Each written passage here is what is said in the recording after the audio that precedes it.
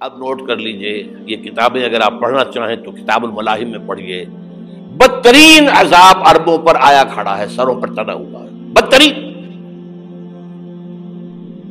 ایسی جنگ ہونی ہے الملحمۃ العظمیٰ، جس کو کہ میں بھی آپ کے گواہی پیش کر دوں گا، جسے کہا گیا ہے دی لاسٹ کروسیڈ. بش نے بھی کروسیڈ کا لفظ بول دیا تھا، پھر واپس لیا اس نے. نکل جاتی ہے جس کے منہ سے سچی بات مستی میں. فقیہ مصلحت بین سے وہ رندے بادہ خار اچھا، کروسیڈ کہہ کر پھر واپس لیا. یہ کروسیڈ، اس کے اوپر جس قدر نقصان ہونا ہے عربوں کا.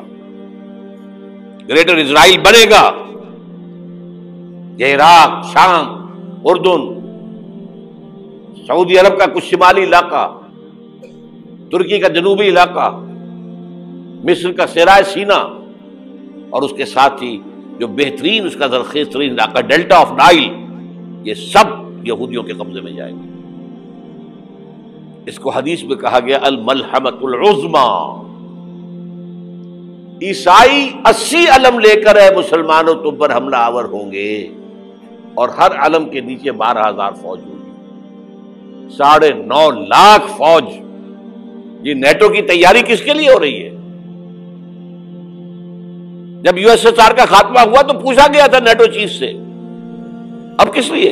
تمہارا وہ دشمن تو ختم ہو گیا، اب ہمیں اسلامک فنڈامنٹلزم سے نمٹنا ہے. وہ جانتے ہیں خطرہ یہی ہے. اب اسلام ابھر سکتا ہے، مسلمانوں کے سینوں کے اندر وہ آگ ہے، اوپر خاکستر آ گیا ہے، تمہیں اٹھانا بیٹھنا، یہ اندر تو انگارہ ہے، اوپر سے راکھ ہے، اس سے دھوکہ نہ کھا جانا ان کے دلوں کے اندر.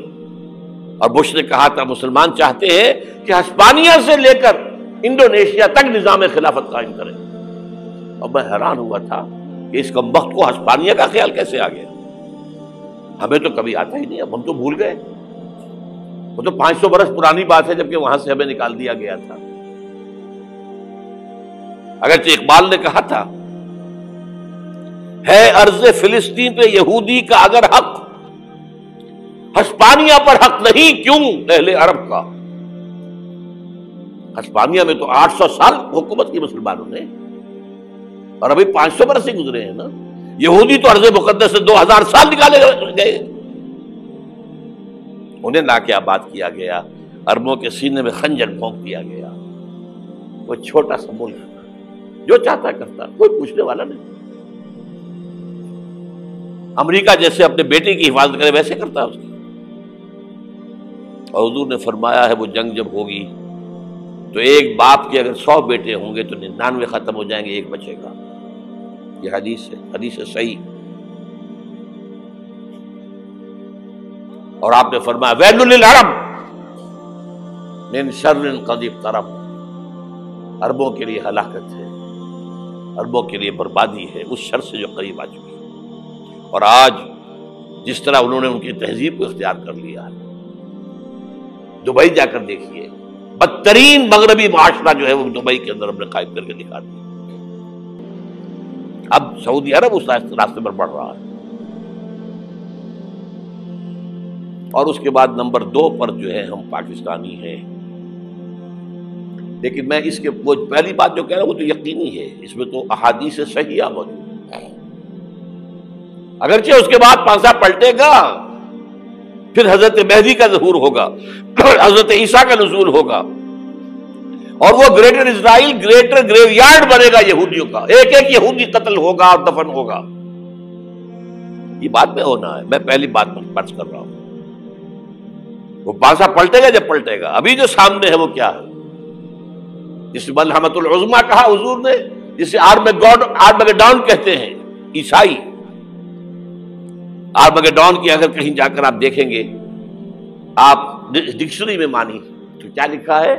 A very big war which will be fought between the forces of evil and good before the end of this world. اس دنیا کے خاتمے سے پہلے خیر اور شر کی قوتوں کے درمیان بہت بڑی جنگ ہوگی. ارمجدون اسے کہتے ہیں عربی میں، اور آرمگیڈون اسے کہتے ہیں انگریزی کے اندر. اور یہ بائبل کی آخری کتاب کے اندر ہے، جو اس میں کہ مکاشفات یوحنا، ریولیشنز آف سینٹ جان، یہ تو میں کہہ رہا ہوں یقین کے ساتھ، اور زیادہ دور نہیں ہے، آیا چاہتا ہوں۔ اس لیے کہ یہودیوں کا اور عیسائی جو کنزرویٹوز ہیں، نیو کنزرویٹوز، ان کا 5 نکاتی ایجنڈا ہے متفق علیہ، جس کے تحت کہ یہ جنگ صلیبی شروع کی گئی ہے، وہ سن لیجئے آپ۔ آرمیگیڈون نمبر 1، گریٹر اسرائیل قائم ہو جانا اس کے نتیجے میں نمبر 2، مسجد اقصی اور قبۃ الصغریٰ کو گرانا نمبر 3، وہاں 3rd ٹیمپل، وہ مسجد جو حضرت سلیمان نے بنائی تھی 1000 قبل مسیح میں، پھر برباد کی تھی نبوکدنضر نے، دوبارہ بنائی گئی، پھر دوبارہ ختم ہوئی 70 عیسوی تک گری پڑی ہے۔ ان کا خانہ کعبہ گرا ہوا ہے 70 عیسوی سے لے کر آج تک۔ ایک دیوار ہے ویلنگ وال، جہاں جاتے ہیں، روتے ہیں، پیٹتے ہیں، ماتم کرتے ہیں، وہاں وہ بنے گا 3rd ٹیمپل۔ اور نمبر 4، اس میں لا کر رکھا جائے گا تخت حضرت داؤد کا۔ یہ تخت کہاں ہے اس وقت؟ یہ لندن شریف کے اندر، جو ان کی پارلیمنٹ کا جو چرچ ہے، ویسٹ منسٹر ایبے، اس میں رکھا ہوا ہے۔ ایک پتھر تھا جس پر بٹھا کر حضرت داؤد کی تاج پوشی ہوئی، پھر حضرت سلیمان کی ہوئی، پھر وہ پتھر رکھ دیا گیا جب حضرت سلیمان نے بنایا ہیکل مسجد اقصی، وہاں رہا وہ۔ ہر بادشاہ جو تھا یہودی اسی کے اوپر بٹھا کر اس کی تاج پوشی ہوتی تھی۔ سن 70 میں ٹائٹس نے گرایا اسے، ہیکل کو، وہ پتھر لے گیا، وہاں سے روم گیا، روم سے آئرلینڈ گیا، آئرلینڈ سے اسکاٹ لینڈ آیا، اسکاٹ لینڈ سے انگلینڈ آیا، اور اب وہ رکھا ہوا ہے 14ویں صدی عیسوی سے آج تک۔ وہ ویسٹ منسٹر ایبے میں رکھا ہوا، ایک کرسی کی سیٹ میں اسے بنا دیا گیا ہے تخت کی شکل میں۔ اب انگریزوں میں کوئی ملکہ ہو، کوئی بادشاہ ہو جس کی بھی تاج پوشی ہونی اس میں ہو، یہ لا کر رکھا جائے گا 3rd ٹیمپل میں۔ اور اس پر یہودیوں کے خیال کے مطابق ان کا مسیحا آئے گا جو مسیح دجال ہوگا، عیسائیوں کے خیال کے مطابق حضرت عیسیٰ آئیں گے، وہ ہمارا بھی خیال ہے حضرت عیسیٰ آئیں گے علیہ السلام۔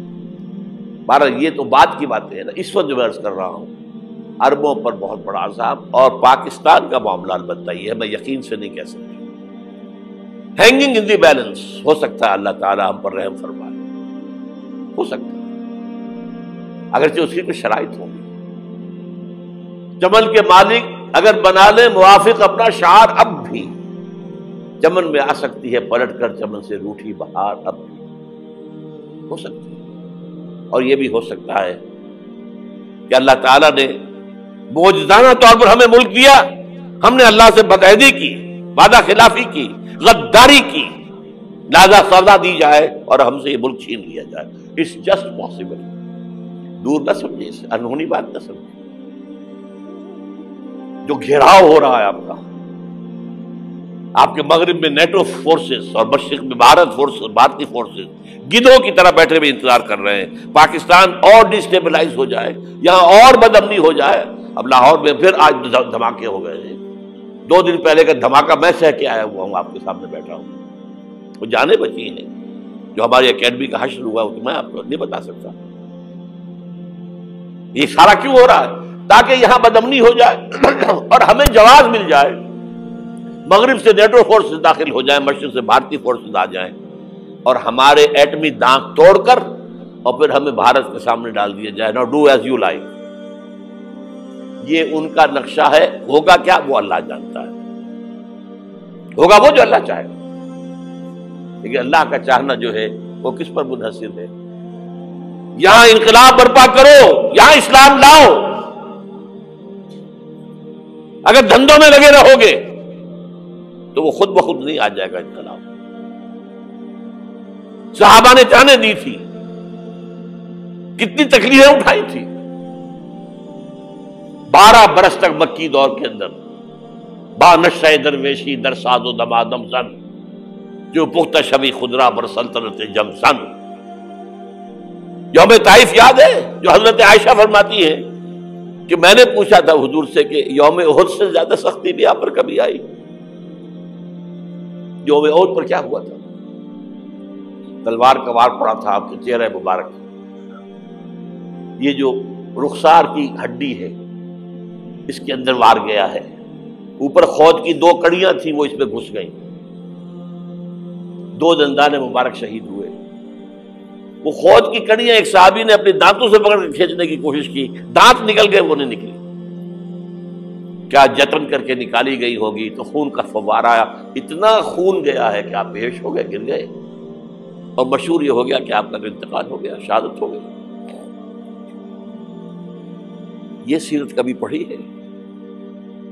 حضرت عائشہ کے ہوش کا تو یہی دور تھا نا، یوم طائف میں جو آپ کی کیا تھی، بچی تھی، انہیں کیا پتا کیا ہو رہا ہے حضور کے ساتھ۔ 3 دن تک حضور مکے کی گلیاں اور وہاں کے اوباش لوگ پتھراؤ کر گئے تھے اس امید میں کہ شاید وہاں کا کوئی سردار ایمان لے آئے، تو یہاں تو ابو طالب بھی فوت ہو گئے، یہی دنیاوی سہارا تھا، خاندانی سہارا تھا ابو طالب کے ذریعے، اور گھر میں ایک دلجوئی کرنے والی رفیقہ حیات تھی، وہ بھی، ان کا بھی انتقال ہو گیا۔ آپ نے کہا یہ عام الحزن ہے، اب تو سب کو طے ہو گیا قریش کو کہ اب جیسے قتل کر دو ان کو، اسی لیے آپ گئے طائف، شاید وہاں کا کوئی بڑا سردار مانے، ایمان لے آئے مجھ پر، تو میں اپنا مرکز ادھر شفٹ کر دوں۔ تینوں سے ملے ہیں، تینوں نے وہ جواب دیے ہیں، نکل جاؤ یہاں سے، میں تمہارے ساتھ بات بھی کرنے کو تیار نہیں۔ اچھا تمہارے سوا کوئی نہیں ملا تھا اللہ کو نبی بنا کر بھیجنے کے لیے؟ دیکھو جاؤ، میں بات نہیں کرنا چاہتا، ہو سکتا ہے میں بے عزتی کر بیٹھوں، واقعی تم اللہ کے نبی ہو تو میں مارا جاؤں گا، جاؤ جاؤ جاؤ۔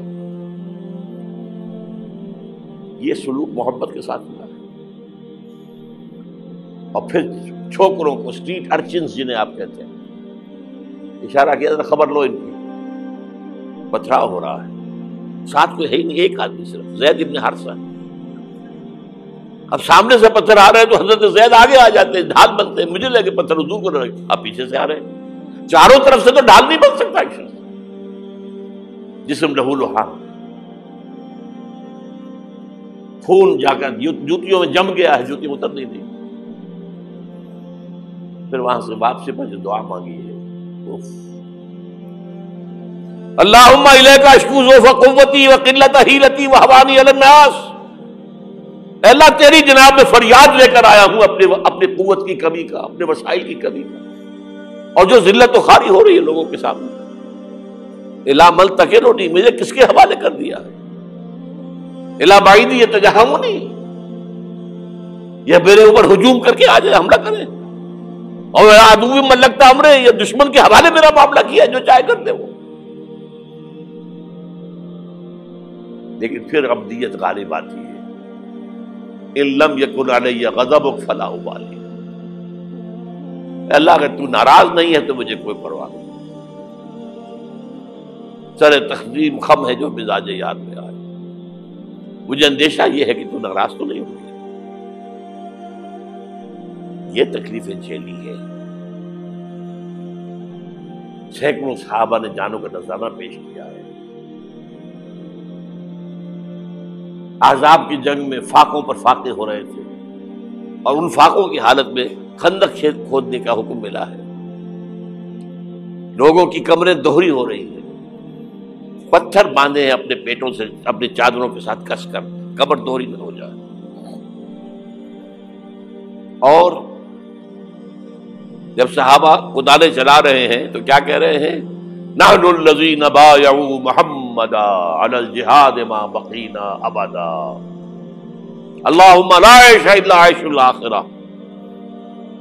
صحابہ کہتے تھے ہم وہ لوگ ہیں جنہوں نے محمد سے بیعت کی ہے کہ جہاد کرتے رہیں گے جب تک جان میں جان نکل جائے تو بات، اور جان ہے، چاہے ابھی بھوک سے کمر دوڑی ہوئی جا رہی، جان تو ہے۔ اور ایک دفعہ کہتے تھے اللہم لا عیش الا عیش الاخرہ، اللہ عیش زندگی تو آخرت کی زندگی ہے، اور حضور فرماتے تھے، حضور کے بیٹھے ہوئے نہیں تھے گاؤں تکیہ لگا کر، پتھر اٹھا اٹھا کر خندق میں سے لے جا کر باہر پھینک رہے تھے، جب صحابہ کہتے ہیں اللہم لا عیش الا عیش الاخرہ، حضور فرما رہے ہیں فاغفر الانصار والمہاجرہ، اے اللہ ان انصار اور مہاجرین کی مغفرت فرما دے۔ پھر حضور کی خدمت میں کچھ لوگ آئے، حضور اب یہ فاقہ ناقابل برداشت ہو گیا، دیکھیے ہم نے یہ پتھر باندھے ہوئے اپنے پیٹ کے ساتھ۔ حضور نے کرتا اٹھا کر دکھایا، وہاں 2 پتھر باندھے ہوئے۔ یہ ہے سیرت النبی۔ آپ کس چیز کو سیرت النبی سمجھتے ہیں؟ بہرحال اس موضوع پر میری ایک کتاب ہے منہج انقلاب نبوی، کہ انقلاب کیسے آیا تھا۔ اگر دل میں ذرا بھی آرزو پیدا ہو گئی ہو کہ اللہ قبول کر لے مجھے بھی، مجھے قبول کر لے اس کام کے لیے، تو وہ کتاب آپ کے لیے مسٹ ہوگی، اس کا پڑھنا۔